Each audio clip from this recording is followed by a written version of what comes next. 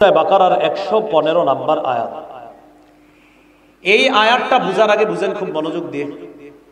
এখনো আবার তিন দল, ইহুদি আর খ্রিস্টানদের পছন্দের কিবলা হলো বাইতুল মুকাদ্দাস, মক্কার মুশরিকদের আবার পছন্দের কিবলা হলো কাবা। মুশরিকদের, তাহলে ইহুদি খ্রিস্টানদের পছন্দের কিবলা বাইতুল মুকাদ্দাস, আর মক্কার মুশরিকরা এরা তো আপনার উলঙ্গ হয়েও কাবার পাশে তওয়াফ করতো, মানে খুব ভক্তি করে, এত ভক্তি যে উলঙ্গ হয়েও আপনার অনেক সময় তওয়াফ করতো। মানে এটা হলো যে কি, এই সব খুইলা তওয়াফ করে পবিত্র হইতে হবে। এই তো যাই হোক, এটা হলো অতিরিক্ত বুঝলে যাওয়ায় আর কি আপনার। তো মক্কার মুশরিকদের পছন্দের কিবলা হলো কাবা, আল্লাহর ঘর, আর ইহুদি খ্রিস্টানদের পছন্দের কিবলা হলো বাইতুল মুকাদ্দাস, সেটাও কার ঘর? আল্লাহর ঘর। ঘটনাচক্রে যারা মুসলমান হয়, নবীজির হাতে আপনার কালিমা পড়ে যারা মুসলমান হয়, তাদেরও পছন্দের কিবলা কাবা। এবার বুঝছেন নি কথাটা? মুসলমানদের যখন আপনার মুসলমান হয় যারা, তারাও কাবার দিকে ফিরেই নামাজ আদায় করে, আর তাদেরও পছন্দের কিবলা কাবা। তাহলে আমরা মুসলমান ছাড়া বাকি তিন দল নেই। ইহুদি আর খ্রিস্টানদের পছন্দের কিবলা হলো বাইতুল মুকাদ্দাস, মুশরিকদের পছন্দের কিবলা হলো কাবা, আর মুসলমান যারা নতুন নতুন মুসলমান হয় তাদেরও পছন্দের কিবলা কাবা। এক পর্যায়ে আল্লাহ হুকুম দিলেন নবীজিকে আর সাহাবায়ে কেরামকে যে আপনারা বাইতুল মুকাদ্দাসের দিকে ফিরে নামাজ আদায় করেন। নবী এবং সাহাবায়ে কেরাম বাইতুল মুকাদ্দাসের দিকে ফিরে আপনার অনেক মাস নামাজ আদায় করছে, প্রায় 16-17 মাস নামাজ আদায় করছে। তো যেই মাত্র নাকি আল্লাহ মুসলমানদেরকে বলছে বাইতুল মুকাদ্দাসের দিকে ফিরে নামাজ আদায় করার জন্য, তখন ইহুদি খ্রিস্টানরা মক্কার মুশরিকদেরকে বলতে লাগলো, দেখছো আমগো কিবলাটাই আল্লাহর বেশি পছন্দ, এই কারণে তো মুসলমানদেরকে বাধ্য করছে আমগোটার দিকে ফিরে নামাজ পড়ার জন্য। এটা ইহুদি খ্রিস্টানদের দাবি, দেখছো আমগোটাই সেরা। তো আল্লাহ পাক রব্বুল আলামিন একটা নির্দিষ্ট সময় পর্যন্ত ওই দিক কিবলা রাইখা রাসূলুল্লাহ সাল্লাল্লাহু আলাইহি সাল্লাম একদিন নামাজের মধ্যে নামাজরত অবস্থায় আল্লাহ পাক রব্বুল আলামিন কিবলা বাইতুল মুকাদ্দাসের পরিবর্তে কাবাকে আল্লাহ কিবলা হিসাবে আবার ঘোষণা করলেন। তাহলে বোঝা গেল এবার দ্বন্দ্বটা কি নিয়ে? কিবলা। ইহুদি খ্রিস্টানরা কয় বাইতুল মুকাদ্দাস, মুশরিকরা কয় কাবা। আল্লাহ কয় ওয়ালিল্লাহিল মাশরিকু ওয়াল মাগরিব ফাইনামা তুওয়াল্লু ফাসাম্মা ওয়াজহুল্লাহ। পূর্ব পশ্চিম সব আল্লাহর, দিক যেদিকেই ফিরো সব আমি আল্লাহর। ফাইনামা তুওয়াল্লু, যেদিকেই ফিরবা ফাসাম্মা ওয়াজহুল্লাহ, সেদিকে আমাকে পাবে। পূর্ব পশ্চিম, আরে পূর্ব পশ্চিম উত্তর দক্ষিণ, আল্লাহর উদ্দেশ্য পূর্ব পশ্চিম দ্বারা বলার উদ্দেশ্য হলো পূর্ব পশ্চিম বলো, উত্তর দক্ষিণ বলো, সবই আমার। ফাইনামা তুওয়াল্লু, তুমি যেদিকেই ফিরবা ফাসাম্মা ওয়াজহুল্লাহ, সেদিকেই আল্লাহকে পাবা। এটা আল্লাহ কেন বললেন? যে দেখো বাইতুল মুকাদ্দাস কিবলা, এটাও আমার হুকুম, কাবা কিবলা, এটাও আমার হুকুম। হ্যাঁ, বাইতুল মুকাদ্দাসের দিকে যতদিন সালাত আদায় করেছিলা তখনও আমাকেই সেখানে পাইবা, আবার কাবার দিকে যখন নামাজ আদায় করবা সেখানেও আমাকে পাইবা, পূর্ব পশ্চিম সব জায়গায় আমাকে পাইবা। বাকি আমার হুকুম পালন করা এটা হলো জরুরি বিষয়। এখন আমার হুকুম হলো কাবার দিকে ফিরে নামাজ আদায় করা, বাস এই কাবার দিকে নামাজ আদায় করা, এটাই হলো আমাকে মহব্বত করার পরিচয়। কিন্তু পূর্ব পশ্চিম সবই আমার, কিন্তু হুকুম পালন করা এটা হলো বান্দা আমার কাছে নত হওয়ার পরিচয়। এটা দিয়ে আরো সুন্দর একটা উদাহরণ দিই। আমি আপনাদের এই কুমিল্লা আসলাম, কথার কথা, কুমিল্লা তো আমারও, আপনাদের না শুধু, আমার বাড়িও জানদিন। তো কুমিল্লা আসলাম, আসার পর এখন একটা জায়গায় গেছি, যেই জায়গায় যাওয়ার পর আমি কাউরে পাইতেছি না, নামাজ পড়বো কোন দিকে ফিরা। তো আমার মনে হইতেছে আপনার ঘটনাচক্রে দক্ষিণ দিকটারে মনে হইতেছে, এটাই মনে হয় পশ্চিম। আল্লাহু আকবার, দাঁড়ায় গেল। তো এরকম অনেকক্ষণ সন্দেহ করে আমি একদিকে নামাজ আদায় করে ফেললাম। তো এই যে লম্বা সন্দেহ করে আমি নামাজ আদায় করে ফেললাম, কিন্তু আমি কিন্তু পশ্চিম দিকে ফিরে নামাজটা পড়ি নাই, কিন্তু সন্দেহের কারণে হয়তো দক্ষিণ দিকে ফিরে নামাজ পড়ছি, কিন্তু আমার মনে হয়েছে দক্ষিণটাই মনে হয় পশ্চিম। সন্দেহ, আবার কেউ নাই জিজ্ঞাসা করার মতো, আল্লাহ আমার নামাজ কবুল করে নেবেন। এটা সন্দেহের মাসালা। এমন জায়গায় আপনি গেছেন যেই জায়গায় যাওয়ার পর কিবলা নির্ণয় করার কিচ্ছু বান না, কম্পাস নাই, কিচ্ছু নাই, কিছু নাইও, আপনার চিহ্ন দেওয়া নাই, কাউরে জিজ্ঞাসা করার মতো নাই। তখন কি করবেন? অনুমান করবেন, এটা মনে হয় কিবলা, না না না এটা মনে হয় কিবলা, না না না এটা কিবলা, হ্যাঁ আমার বেশি দিল টানতেছে, এটাই মনে হয় কিবলা। বাস নামাজ পড়ে ফেলছেন, ঘটনাচক্রে কিবলার দিকে পড়েন নাই, অন্যদিকে মুফতি সাহেবরা ফতুয়া দিয়ে দিবে, আপনার নামাজ হয়ে গেছে। এটা আল্লাহ কয় যেদিকেই পড়বা আমারে পাইবা। এই যে যখন নাকি তুমি সন্দেহের মধ্যে পড়ো তখন কি করবা? তখন যেদিকে পড়বা আমারই পাইবা। এই আয়াত সম্পর্কে আমার একটা ঘটনা ঘটছে নবীজির যুগে, সুবহানাল্লাহ। সাহাবায়ে কেরাম রাসূলের সাথে এক সফরে গেছে। যাওয়ার পর তো ওই যুগে সফর যারা করতো, কারো আপনার বাহন ছিল, কারো ছিল না, কেউ হাইটা কেউ বাহনে। তো যারা হাইটা সফরে আছে আপনারা জানেন যে হয়তো 2-3 মাইল ডিস্টেন্স হয়ে যায় তাদেরকে ধরতে ধরতে। তো সাহাবায়ে কেরামের মধ্যে একদল কি করছে, হঠাৎ এমন জায়গায় গিয়ে পৌঁছছে যেই জায়গায় কিবলা নির্ণয় করতে পারতেছে না। এটা না না না, এটা না, এটা মনে হয় না, না ওইটা, এরকম কিবলা নির্ণয় করতে পারতেছে না। অনুমান করে সাহাবায়ে কেরাম নামাজ পড়ে ফেলছে। পরের দিন আল্লাহ রাসূলকে জানাইছে, ইয়া রাসূলুল্লাহ, আমরা তো কিবলা নির্ণয় করতে পারছিলাম না, এখন আমরা অনুমান করে একদিকে নামাজ আদায় করে ফেলছি। নবীজি সাল্লাল্লাহু আলাইহি সাল্লাম এই কথা শোনার পর আল্লাহ বলে দিলেন, হাবিব জানায়া দেন, ওয়ালিল্লাহিল মাশরিক ওয়াল মাগরিব, পূর্ব পশ্চিম সব আমার, দিক দিগন্ত সব আমার। অনুমান কইরা বিপদে পড়ছে, কিবলা নির্ণয় করতে পারছে না, কি করবে? তখন যেইভাবে নামাজ আদায় করছে সেদিকেই আমাকে পেয়ে গিয়েছে, নামাজ আদায় হলো। আপনারা কিন্তু আবার এই কাম করে নেই। আপনারা কি চিনেন না পশ্চিম কোনটা এলাকার? না আপনি পূর্ব দিকে পুরো বললেন যে না হুজুর তো কয়ে গেছে একদিকে বললে না, এটা হলো জেনে যদি আপনি কিবলা নির্ণয় করতে না পারেন। এখন এই জায়গায় যারা আছি আমরা তো সবাই জানি কিবলা কাবা, কাবা কোনটা, অতএব এখানে আল্লাহর হুকুম এটাই মানতে হবে। হ্যাঁ, যেখানে পারতেছি না কোনটা কাবা, তখন আল্লাহ বলেন সমস্যা নাই, অনুমান করে একদিকে পড়ো, আমারই পাবা। তাহলে মাসালা কিন্তু ভুলভাবে বুঝলে হবে না। আর বাংলাদেশে এখন এই বিপদে পড়বেন না, যেখানেই যাবেন ইনশাআল্লাহ লোক পেয়ে যাবেন, বলে দিবে কোনটা পশ্চিম। এরপরে আল্লাহ পাক রব্বুল আলামিন বলেন, ইন্নাল্লাহা ওয়াসিউন আলিম, নিশ্চয় আল্লাহ সর্বব্যাপী, আলিম সর্বজ্ঞ, সবচেয়ে বেশি জ্ঞানী। আল্লাহ সর্বব্যাপী, সব জায়গায় আল্লাহ, যেখানেই ফিরবেন যেখানেই খুঁজবেন আল্লাহকে পেয়ে যাবেন। এই গেল 115 নাম্বার আয়াত। এবার 116 নাম্বার আয়াতটা দেখেন, এটা শুনলে আপনাদের একটা হাসি উঠবে। এবার আবার 3 দল। ইহুদিরা কয় উজাইর নবী আল্লাহর ছেলে, খ্রিস্টানরা কয় ঈসা নবী আল্লাহর ছেলে, মক্কার মুশরিকরা কয় ফেরেশতারা আল্লাহর মেয়ে। তাহলে ইহুদিরা কয় উজাইর নবী আল্লাহর ছেলে, খ্রিস্টানরা কয় ঈসা নবী আল্লাহর ছেলে, মক্কার মুশরিকরা কয় ফেরেশতারা এগুলো মনে আল্লাহর মেয়ে। তাদের জবাবে আল্লাহ বলেন, وقالوا اتخذ الله ولدا سبحانه, তারা বলে আল্লাহ সন্তান গ্রহণ করেছে। সুবহানা, আল্লাহ পবিত্র। হাবিব আপনি জানায় দেন, ইহুদিরা কয় আমি আল্লাহ নাকি উজাইর আমার ছেলে, এটা বলে ইহুদিরা। খ্রিস্টানরা কয় ঈসা নবী নাকি আমি আল্লাহর সন্তান, মুশরিকরা কয় ফেরেশতারা নাকি আমি আল্লাহর কন্যা। আপনি জানায় দেন, ওয়াকালু, তারা বলে ইত্তাখাযাল্লাহ, আল্লাহ গ্রহণ করেছেন ওয়ালাদা, সন্তান। আপনি বলে দেন সুবহানা, সন্তান গ্রহণ করা থেকে আল্লাহ পুত পবিত্র। বলেন আমার সাথে, সন্তান গ্রহণ করা থেকে আল্লাহ পুত পবিত্র। আমার সাথে বলেন, সন্তান তাদের প্রয়োজন হয় যারা অন্যের মুখাপেক্ষী হয়, যারা অন্যের মুখাপেক্ষী হয় না তাদের সন্তানের প্রয়োজন হয় না। বলেন আসমান জমিনে অমুখাপেক্ষী সত্তা একমাত্র একজন, তিনি হলেন আল্লাহ।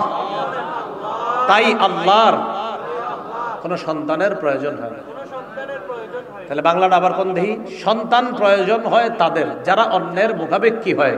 পৃথিবীর একমাত্র সত্তা যিনি কারো মুখাপেক্ষী হন না তিনি হলেন আল্লাহ। যেহেতু আল্লাহ কারো মুখাপেক্ষী হন না, সেহেতু আল্লাহর সন্তান গ্রহণের কোনো প্রয়োজন নেই। বুঝছেননি? আরে বুঝছেননি সবাই? তো বলেন, সন্তান প্রয়োজন হয় কাদের? যারা অন্যের। আবার সন্তান প্রয়োজন হয় কাদের? সেরে আমার 10 কাঠা জমিন কারে দিয়ে যাবো? আরে একটা সন্তান যদি হইতো, এই তো চিন্তা করে গেছে, আমার এই জমিনগুলো আরে কারে দিব, এই তো টেনশনে পড়ে গেছে। তা আপনার টেনশন আছে।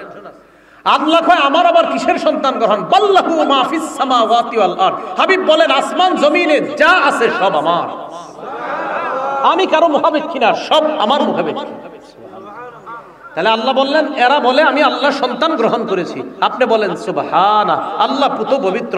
বাল লাহু মা ফিস সামাওয়াতি ওয়াল আরদ, বাল বরং লাহু আল্লাহর জন্য মা ফিস সামাওয়াত আসমানে যা আছে, ওয়াল আরদ জমিনে যা আছে। হাবিব আপনি জানান আসমান জমিনে যা আছে সবই তো আল্লাহর। আল্লাহ আবার কার মুখাপেক্ষী হবে? বুঝা সুবহানাল্লাহ কইছেন? বলেন আমরা যারা আছি কার মুখাপেক্ষী? আচ্ছা, আমরা আসমান জমিনে যা আছে সবাই কার? তো সবাই যেহেতু আল্লাহর, আল্লাহ আবার কার মুখাপেক্ষী হবে? আল্লাহ বুঝার তৌফিক দান করেন। এবার আল্লাহ বলেন কুল্লুল্লাহু কানিতুন, সবাই আল্লাহর কাছে নত হয়, সবাই আল্লাহর কাছে নত হয়। সূরা বাকারার 117 নম্বর আয়াত, এই আয়াতে আল্লাহ বলেন বাদিউস সামাওয়াতি ওয়াল আরদ, আসমান জমিন একটা সময় অস্তিত্বে ছিল না। বাদিউস সামাওয়াতি ওয়াল আরদ, আসমান এবং জমিন অস্তিত্ব দান করেছেন আল্লাহ। বাদিউস সামাওয়াতি ওয়াল আরদ, হাবিব আপনি বলেন আল্লাহ আসমান জমিনের উদ্ভাবক, আসমান এবং জমিনের অস্তিত্ব দানকারী আল্লাহ। وَإِذَا قَضَى أَمْرًا فَإِنَّمَا يَقُولُ لَهُ كُن فَيَكُونُ, আল্লাহ যখন কোন বিষয়ের ফয়সালা করেন, সিদ্ধান্ত নেন, আমি আল্লাহ ওটা বানাবো, সাথে সাথে আল্লাহ বলে কুন হও ফায়াকুন, আল্লাহ কয় সাথে সাথে হয়ে যায়। এবার বলেন আসমান জমিন ছিল, আসমান জমিনের অস্তিত্ব কে দান করেছেন? আসমান জমিনের উদ্ভাবক কে? আল্লাহ কোন বিষয়ের সিদ্ধান্ত নিলে শুধু বলেন, কি বলেন? হও। শুধু বলেন কুন ফায়াকুন, হও, সাথে সাথে হয়ে যায়। এটা আমাদের বিশ্বাস। আল্লাহ আমাদেরকে এই বিশ্বাস নিয়ে মরার তৌফিক দান করেন। সূরা বাকারার 118 নম্বর আয়াত, এই আয়াতে আবার আল্লাহ পাক রব্বুল আলামিন বলেন وقال الذين لا يعلمون لولا يكلمنا الله أو تأتينا آية, যারা জানে না তারা কয় কেন আল্লাহ আমাদের সাথে কথা বলে না? কেন আল্লাহ আমাদের সাথে কথা বলে না? নবীজির যুগে একদল আয়েশা নবীজিরে কয় মুহাম্মদ সাল্লাল্লাহু আলাইহি সাল্লাম, আল্লাহ যদি সরাসরি আমার সাথে কথা বলে তাহলে ঈমান আনবো। আল্লাহ যদি সরাসরি আমার সাথে কথা বলে তাহলে ঈমান আনবো, অথবা আল্লাহর সরাসরি যদি দেখি তাহলে ঈমান আনবো। তো আল্লাহ কয় وقال الذين لا يعلمون لولا يكلمنا الله أو تأتينا آية, যারা জানে না তারা বলে লাউলা ইউকাল্লিমুনাল্লাহু আও তা'তিনা আয়া, লাউলা কেন না, ইউকাল্লিমুনাল্লাহ আল্লাহ আমাদের সাথে কথা বলেন না, কেন আল্লাহ আমাদের সাথে কথা বলবেন না, আও তা'তিনা আয়া কেন আমাদের প্রতি কোনো নিদর্শন আসবে না। আল্লাহ বলে কাযালিকা ক্বালাল্লাযীনা মিন ক্বাবলিহিম মিসলা ক্বাউলিহিম, হাবিব আপনি জানায়া দেন এই জাতীয় উদ্ভট মার্কা কথা তাদের আগে যারা গত হয়েছে তারাও বলেছে, তাশাবাহাত কুলুবুহুম, এই তাদের অন্তরগুলা একরকম। এর মানে সারা পৃথিবীর যত মানুষ বলবে আল্লাহ আমার সাথে ডাইরেক্ট কথা বলতে হবে, আল্লাহরে সরাসরি দেখতে হবে, আল্লাহ পাক রব্বুল আলামিন বলে হাবিব আপনি জানায়া দেন যারা এই সমস্ত কথা বলে কিয়ামত পর্যন্ত যারাই এই কথাগুলা বলবে এগুলার সবার অন্তরগুলা একরকম, সবার অন্তরগুলা একরকম। যারা আল্লাহর ব্যাপারে এই জাতীয় কথা বলবে, তাহলে দেখি আপনারা বুঝে থাকলে বলেন 1500 বছর আগে আল্লাহর ব্যাপারে এই কথা যারা বলছে, 2000 বছর আগে যারা বলছে, 2500 বছর আগে যারা বলছে, তাদের সবার কলম এখন এই যুগেও যদি এই উদ্ভট কথা কেউ বলে তাদের কলমও। আল্লাহ বলে ক্বাদ বায়্যানাল আয়াতি লিকাওমি ইউকিনুন, আমি স্পষ্টভাবে সব নিদর্শন বর্ণনা করে দিয়েছি বিশ্বাসী সম্প্রদায়ের জন্য। এবার 119 নম্বর আয়াতে আমাদের নবী সাল্লাল্লাহু আলাইহি সাল্লামকে আল্লাহ একটা সান্ত্বনা দিচ্ছেন, এটা আপনারা মন দিয়ে শুনেন। হাবিব আপনি মাঝে মাঝে চিন্তিত হয়ে যান, কাফেরদেরকে এত কইরা বুঝান এরপরে ঈমান আনে না। সূরা কাহফে আছে, যারা শুক্রবারে সূরা কাহফ পড়েন দেখবেন লাআল্লাকা বাখিউন নাফসাকা আলা আসারিহিম ইল্লাম ইউমিনু বিহাদাল হাদিসি আসাফা। হাবিব আপনি তো নিজেরে শেষ করে দিচ্ছেন এদের টেনশনে যে এরা কেন ঈমান আনে না। মানে এমন অবস্থা হয়েছে নবীজির যে আল্লাহ আরে কেন ঈমান আনে না, আল্লাহ বলতেছে নবীজিরে হাবিব এরা ঈমান না আনার কারণে আপনি দেখি নিজেরে শেষ করে দিতেছেন টেনশনে। তাহলে নবীজি কি পরিমাণ টেনশন করতে একটা মানুষ ঈমান না আনলে। এখন নবীজিরে আল্লাহ বলতেছে সূরা বাকারার 119 নম্বর আয়াতে ইন্না আরসালনাকা বিল হাক্কি বাশীরাও ওয়া নাযীরা, নিশ্চয়ই আমি আপনাকে পাঠিয়েছি বিল হাক্কি, সত্য দিয়ে, বাশীরা, জান্নাতের সুসংবাদদাতা হিসাবে, ওয়া নাযীরা, জাহান্নাম থেকে ভীতি প্রদর্শনকারী হিসাবে। তাহলে আপনার কাজ দুইটা, ঈমানদারদেরকে জান্নাতের সুসংবাদ দিবেন, জাহান্নাম থেকে ভয় দেখাইবেন। বেঈমানদেরকে আপনি বলবেন ঈমান আনো, আনলে জান্নাত, ঈমান না আনলে জাহান্নাম। এর পরেও যদি আপনি দাওয়াত দেওয়ার পরেও যদি কেউ জাহান্নামী হয়, বলেন আপনি দাওয়াত দেওয়ার পরেও যদি কেউ, তাহলে নবীর কাজ দাওয়াত দেওয়া, দাওয়াত দেওয়ার পরেও যদি কেউ কি হয়, আল্লাহ কয় ওয়ালা তুসআলু আন আসহাবিল জাহিম। হাবিব টেনশন করেন না, জাহান্নামীদের সম্পর্কে আপনাকে জিজ্ঞাসা করা হবে না। কেন হবে না? আপনি তো ঈমানের দাওয়াত দিয়েছেন আর বলে দিয়েছেন এটা জান্নাত, এটা জাহান্নামের রাস্তা, এটা জান্নাতের রাস্তা। আপনার কথা শোনার পর যারা ঈমান আনবে তাদের ঠিকানা জান্নাত, আর যারা ঈমান আনবে না তাদের ঠিকানা জাহান্নাম। দাওয়াত তো আপনি দিয়েছেন, আপনি টেনশন করবেন না। এরা দাওয়াত পাওয়ার পরেও হক যদি গ্রহণ না করে জাহান্নামী হয়, আপনাকে এই জাহান্নামীদের ব্যাপারে জিজ্ঞাসা করা হবে না, কারণ আপনি তো আপনার দায়িত্ব পৌঁছাই দিয়েছেন। কি ঠিক? আসল কথাটাই তো কই না হবে। ওলামায়ে কেরাম যখন জুমার দিন মিম্বরে বয়ান করে, কোন দিন? মিম্বরে যদি বয়ানের মধ্যে হঠাৎ বলে সুদ খাওয়া হারাম, ঘোষ খাওয়া হারাম, জমিন অমুক সিস্টেমে, অমুক ভাবে, অমুকের কাছে এই সিস্টেমে লাগানো এটা হারাম যদি বলে, অমুক সিস্টেমে ওই সিস্টেমে এইভাবে করা হারাম যদি বলে, হঠাৎ যদি আপনি বলেন হুজুরে তো গত 1.5 বছর সুন্দর বয়ানই করছেন, আজকে জুমার দিন আপনি হঠাৎ এই বয়ানটা করা দরকার কি? জবাব, খতিব সাহেবের দায়িত্ব, উনি মসজিদে বৈশা বলে দিবে সুদ খাওয়া হারাম। এখন আপনি যদি খান তাও হারাম, না খান তাও হারাম, শুধু উনি বলবে এই কারণে আল্লাহর কাছে যাতে ওনার জবাবদিহি করা না লাগে। বুঝলেন? মাহফিলে আইসা কোন আলোচক যদি বলে দেয় যে দেখেন ভাই, বিবিরে পর্দায় রাখেন, বিবিকে আপনি পর্দায় রাখেন, না হয় কিন্তু আপনার বিবির কারণে আপনিও জাহান্নামী হতে পারেন, দাইয়ুস আপনাকে জাহান্নামে নিতে পারে, দাইয়ুস আপনাকে জাহান্নামে নিয়ে যেতে পারে, কোন আলেম বলে দিল। এখন আপনি চিন্তা করলেন আমার বিবি তো পর্দা করে না, আমার বিবি তো একটু স্টাইলিশ হয়ে চলাটা আমারও ভালো লাগে, আপনি চিন্তা করলেন। এখন এই ভালো লাগার কারণে বললেন এই হুজুরটা মডার্ন না, হুজুর স্মার্ট না, আনস্মার্ট হুজুর। হুজুর আনস্মার্ট হোক আর স্মার্ট হোক, পর্দা করা ফরজ, এটা ইসলামের অলঙ্ঘনীয় বিধান। এই বিধান আপনি পালন করলেও ফরজ, আপনি না করলেও ফরজ। হুজুরের দায়িত্ব শুধু বলে দেওয়া, মানবেন কাজে লাগবে, কপাল ভালো, না মানবেন কপাল খারাপ। হুজুর শুধু আল্লাহর কাছে দায়মুক্ত থাকবে। ওয়ালা তুসআলু আন আসহাবিল জাহিম, আপনাকে জাহান্নামী সম্পর্কে জিজ্ঞাসা করা হবে না। কেন? আপনি তো সঠিক কথা বলেই দিয়েছেন, এখন না মানলে আপনার কি করা? বুঝছেননি? কি ঠিক? শেষে একটু কেমন জানি লাগছে কথাগুলো আর কি, যাই লাগলো ঠিক।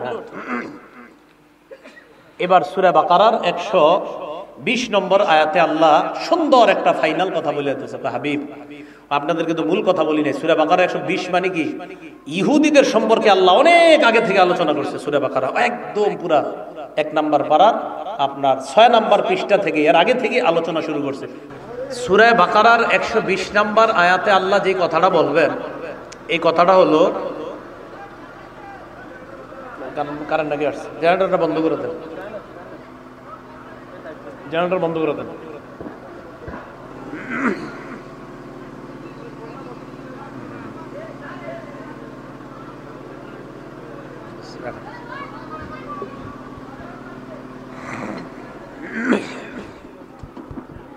জি আলহামদুলিল্লাহ বলেন, সবাই বলেন আলহামদুলিল্লাহ। কথা না বইলা একটু মন দিয়ে ফেনাস জাযাকাল্লাহ। এক জায়গায় ইহুদিরা আল্লাহর কাছে দোয়া করছে, ওই সময় আপনারা একটু মন দিয়ে বুঝেন যে আল্লাহ নবীরে পাঠান, কোরআন পাঠান, আমরা এই নবীর সাথে থাইকা পুত্তলিকদের বিরুদ্ধে জিহাদ করব। নবীরেও পাঠাইলেন, কোরআন পাঠাইলেন। তো নবীজি কয় আমি আসলে না তোমরা ঈমান আনবা, ঈমান আনো। আপনার সব ঠিক আছে, তাওরাতে বর্ণিত যা আছে সব মিলছে ঠিক, কিন্তু আমরা তো মনে করছি আপনি আমগো বংশের হইবেন, কারণ আপনি ইসমাইল নবীর বংশের, যেহেতু ঈমান আনবো না। নাউজুবিল্লাহ। নবীর কাছে 3 প্রশ্ন করছে আয়েশা। নবীজি 3 প্রশ্নের জবাব দিলে ঈমান আনবে, তারা ওয়াদা করছে। তো রাসূলুল্লাহ সাল্লাল্লাহু আলাইহি সাল্লাম বললেন ঈমান আনো। আচ্ছা আপনি 3 প্রশ্নের জবাব কেমনে জানছেন? নবীজি বললেন খাববারানি জিবরিল আনিফা, জিবরিল মাত্র আয়েশা 3 প্রশ্নের উত্তর আমারে জানাই দিছে। ইহুদিরা কয় জিবরাইল? কয় হ্যাঁ। কয় তো আমগো শত্রু। ঈমান আনবো না। জিবরিল আমগো শত্রু, এটা আছে সূরা বাকারা 10 কুল মান কানা আদুওয়াল লিজিবরিল, লম্বা আলোচনা। তাই তো আমগো শত্রু, ঈমান আনবো না। আচ্ছা এইগুলো আরেকটা।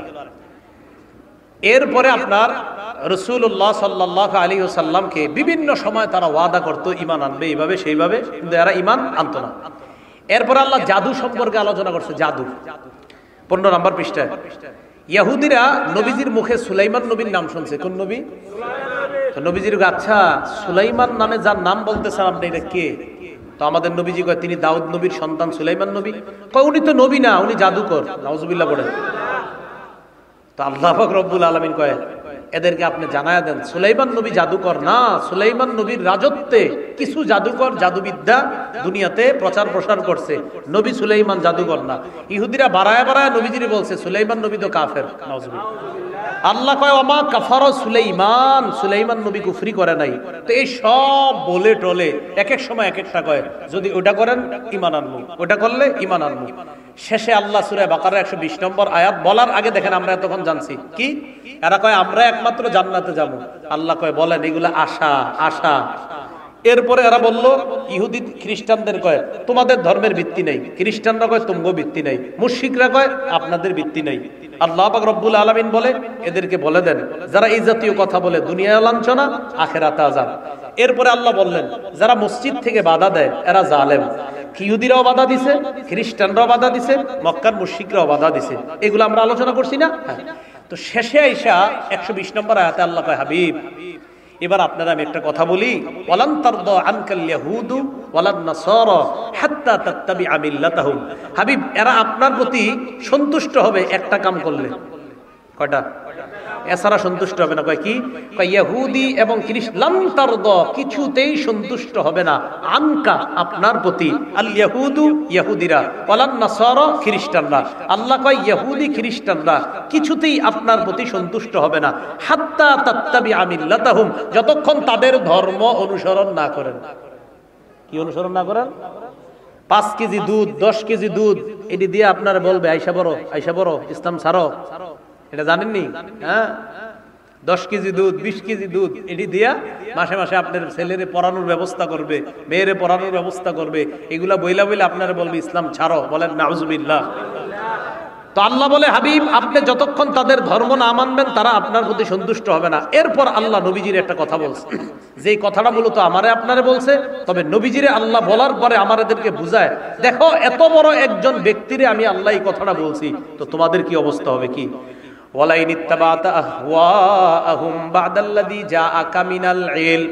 হাবিব আপনার কাছে কোরআন হাদিসের সঠিক জ্ঞান থাকার পরেও, আপনার কাছে কোরআনের সঠিক জ্ঞান আসার পরেও যদি আপনি ইহুদি খ্রিস্টানদের অনুসরণ করেন, নবী যে কোনোদিন করবে না এটা আল্লাহ জানেন, নবী কোনোদিন কখনো এরকম কাজ কোন নবী করবে না এটা আল্লাহ জানে। এরপরেও আল্লাহ আমাদের নবী, আল্লাহর পরে যিনি শ্রেষ্ঠ তাকে আল্লাহ বলতেছে হাবিব আপনার কাছে কোরআনের জ্ঞান আসার পরেও যদি আপনি এই ইহুদি খ্রিস্টানদের অনুসরণ করেন কি হবে? মালাকা মিনাল্লাহি মিন ওয়ালি, আল্লাহর পক্ষ থেকে আপনি কোনো বন্ধু পাবেন না, ওয়ালা নাসির কোনো সাহায্যকারী পাবেন না। নবীজিরে আল্লাহ ধমকটা দিছে, আসলে আম করে দিছে যে তোমরা যদি কোরআন হাদিসের জ্ঞান আসার পরেও কোরআন হাদিস না মাইনা অন্য কিছু মানো, তো আল্লাহর পক্ষ থেকে কোনো বন্ধু পাবা না, সাহায্যকারী পাবা না। এজন্য আমার সাথে এখন আরেকটা বাংলা শিখবেন আপনারা, বলেন আমার সাথে, ব্যক্তি সত্তার কারণে আল্লাহ তাআলার নিকট কারো গুরুত্ব ও মর্যাদা বাড়ে না, বরং আল্লাহ তাআলার কাছে ব্যক্তির গুরুত্ব ও মর্যাদা বাড়ে আল্লাহর আনুগত্যের কারণে। তাহলে ব্যক্তি সত্তার কারণে আল্লাহর কাছে কারো মর্যাদা বা গুরুত্ব বাড়ে না, বরং আল্লাহর আনুগত্যের কারণে আল্লাহর কাছে ব্যক্তির মর্যাদা ও গুরুত্ব বাড়ে। যেটা আল্লাহ নবীরে বললেন হাবিব আপনি একজন নবী, আপনার অনেক মর্যাদা ঠিক আছে, তবে আপনার ব্যক্তি সত্তার কারণে আপনার মর্যাদা না, বরং আপনি যে আমার গোলাম, আপনি যে আমার কাছে অনুগত, আপনি হাবিব যে আমার কাছে আত্মসমর্পণ করেন, এই জন্য আমার পরে আমি, যেহেতু আপনি সবচেয়ে বেশি গোলামি করেন আমার, তাই আমার পরে এই পৃথিবীতে সবচেয়ে শ্রেষ্ঠ আপনি। মানুষের মধ্যে আল্লাহর সবচেয়ে বেশি গোলামি, আল্লাহর সবচেয়ে বেশি দাসত্ব, আব্দিয়ত, আব্দুল, এই পরিচয়টা আমার নবী বেশি দিছে। তাই নবীজিরে বললেন, হাবিব, ব্যক্তি সত্তার কারণে কিন্তু আপনারও মর্যাদা বাড়ে না, কারো মর্যাদা বাড়বে না। হ্যাঁ, আপনি গোলামি করার কারণে আপনার মর্যাদা সবচেয়ে বেশি হয়ে গিয়েছে। কিয়ামত পর্যন্ত যারা আমার গোলামি করবে এইভাবে তাদের মর্যাদা বাড়বে। কি কথাটা মনে থাকবে তো সবার? তাহলে ব্যক্তি সত্তা, আমি শাইখুল হাদিস, মুফতি, মুহাদ্দিস, 10টা মাদ্রাসার মুতামিম, 25টা মাদ্রাসার অমুক তমুক, এই কারণে আমার মর্যাদা বাড়বে? বরং আল্লাহর আনুগত্যের কারণে মর্যাদা বাড়বে। এই জন্য তো আল্লাহ কোরআনে কি বলছে দেখেন তো, সুবহানাল্লাযী আসরা বিআবদিহি, পুত পবিত্রতা বর্ণনা করছি ওই সত্তার যিনি তার বান্দাকে নিয়ে গিয়েছেন মিনাল মসজিদিল হারাম, মসজিদে হারাম থেকে ইলাল মসজিদিল আকসা, মসজিদে আকসা পর্যন্ত। আচ্ছা, বান্দা কেন বলছে? না বলে এটাই তো বলতে পারতো মুহাম্মদ সাল্লাল্লাহু আলাইহি সাল্লামের কথা। কিন্তু বান্দা, ওই যে বান্দা আল্লাহর খুব বেশি পছন্দ, বান্দা মানে গোলাম মানে দাস, এই জন্য আল্লাহ বান্দা বলছে। সূরা কাহফ যারা পড়েন, আলহামদুলিল্লাহিল্লাযী আনজালা আলা আবদিহিল কিতাব, প্রশংসা হয় আল্লাহর যিনি তার বান্দার উপর কিতাব নাজিল করছে। আচ্ছা, বান্দাটাকে মুহাম্মদ সাল্লাল্লাহু আলাইহি সাল্লাম, তো ডাইরেক্ট নবীর নাম না বইলা বান্দা পড়ছে কেন? কারণ বান্দা, বন্দেগী, গোলামি এটা আল্লাহর কাছে প্রিয়, এই জন্য বলছে বান্দা। তাবারাকাল্লাযী নাযালাল ফুরকানা আলা আবদিহি, সূরা ফুরকানের শুরুতে আছে 18 নম্বর পারা 18 নম্বর পৃষ্ঠা, যে তাবারাকাল্লাযী নাযালাল ফুরকানা আলা আবদিহি, তাবারাকা বরকতময়, আল্লাযী নাযালাল ফুরকান, যিনি ফুরকান নাজিল করেছেন, হক বাতিলের পার্থক্যকারী কোরআন যিনি নাজিল করেছেন, আলা আবদিহি, তার বান্দার উপর। বান্দাটা কে? মুহাম্মদ সাল্লাল্লাহু আলাইহি সাল্লাম। তো মুহাম্মদ সাল্লাল্লাহু আলাইহি সাল্লামের নামই তো আল্লাহ বলে দিলে পারতেন, এটা না বলছে বান্দা। বান্দা মানি গোলাম, গোলাম মানি আমার দাসত্ব করে যিনি, এটা আল্লাহর কাছে খুব প্রিয়। এটা আল্লাহ বুঝায় গোলামি আর দাসত্বের কারণে বান্দার মর্যাদা আমার কাছে বেড়ে যায়। ব্যক্তি সত্তা, তার 10টা 20টা বাড়ি, এতটা মাদ্রাসা, এতটা মসজিদ, এই কারণে মর্যাদা বাড়বে না। হ্যাঁ, আমার গোলামি যত বেশি করবে মর্যাদা তত বাড়বে। তো এটাই ওয়ালাইন ইত্তাবা'তা আহওয়াআহুম বা'দাল্লাযী জাআকা মিনাল ইলম, কোরআন সুন্নাহর, কোরআনের জ্ঞান আপনার কাছে আসার পরে আপনি যদি ইহুদি খ্রিস্টানদের অনুসরণ করেন, মালাকা মিনাল্লাহি মিন ওয়ালি, আল্লাহর পক্ষ থেকে কোনো বন্ধু পাবেন না, আল্লাহর পক্ষ থেকে কোনো সাহায্যকারী পাবেন না। আল্লাহ পাক রব্বুল আলামিন আমাদের সকলকে সঠিক চিন্তা, সঠিক বিশ্বাস, সঠিক আকীদা নিয়ে যেন আমরা কবরে যেতে পারি, আল্লাহ তৌফিক দান করেন। আমিন। ওয়া আখিরু দাওয়ানা আলহামদুলিল্লাহি রাব্বিল আলামিন। সুবহানাল্লাহি ওয়া বিহামদিহি, সুবহানাকাল্লাহুম্মা ওয়া বিহামদিকা আশহাদু আল লা ইলাহা ইল্লা আনতা আস্তাগফিরুকা ওয়া আতুবু ইলাইক।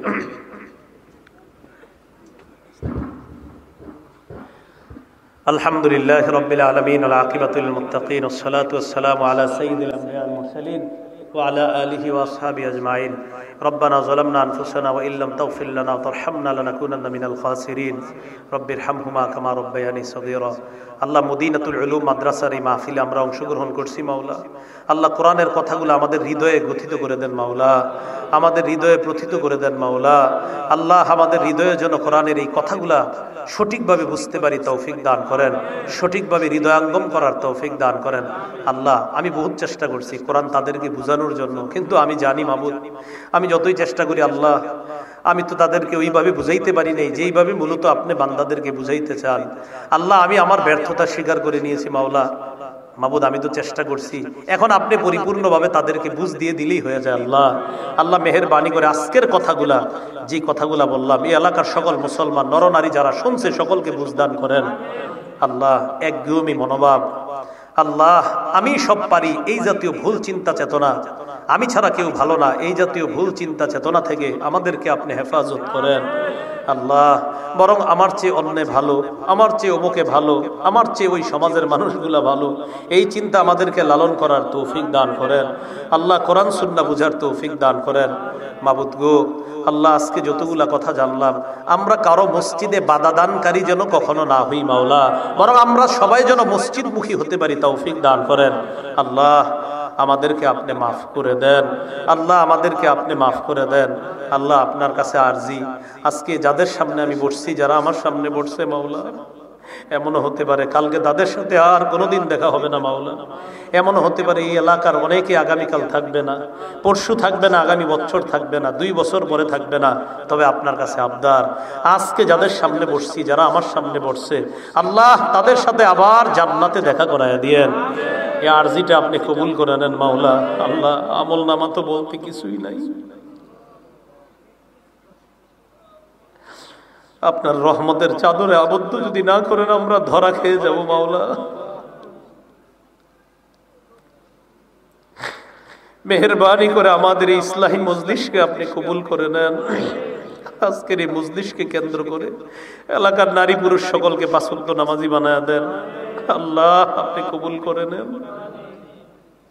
যারা অসুস্থ সুস্থ বানায় দেন, যারা ঋণী ঋণ পরিশোধের ব্যবস্থা করে দেন, যারা অভাবী অভাব দূর করে দেন, যারা যেই সমস্যা আছে সমাধান করে দেন, ব্যবসায়ীদের ব্যবসায় বরকত দিয়ে দেন, চাকরিজীবীদের চাকরিতে বরকত দিয়ে দেন, যারা কৃষক তাদের কৃষি কাজে বরকত দিয়ে দেন, যাদের ক্ষেত খামার আছে আল্লাহ ফসলি জমিনে বরকত দিয়ে দেন আল্লাহ, যাদের ফল পাকড়া গাছ আছে মাওলা তাদের ফল ফ্রুটে বরকত দিয়ে দেন, ধানের ব্যবসায়ী চাউলের ব্যবসায়ী সকলের ব্যবসায় বরকত দিয়ে দেন আল্লাহ। আমাদের দোয়া আপনি কবুল করেন।